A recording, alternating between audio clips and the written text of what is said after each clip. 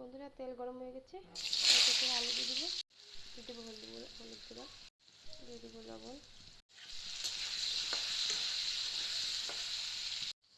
আমার আলু ভাজা হয়ে গেছে, কিন্তু দিয়ে দেবো একটা একটা করে।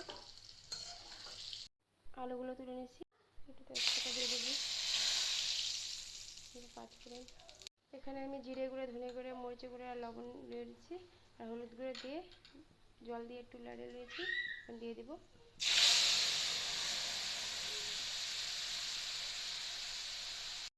মশলাটা ভাজা হয়ে গেছে, ওখানে আলুগুলো দিয়ে দেবো।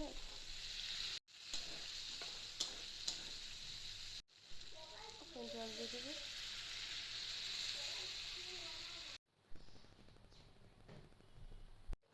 ঝোলটা ফুটে উঠেছে, ওখানে আমি ডিমগুলো দিয়ে দেবো মাছের।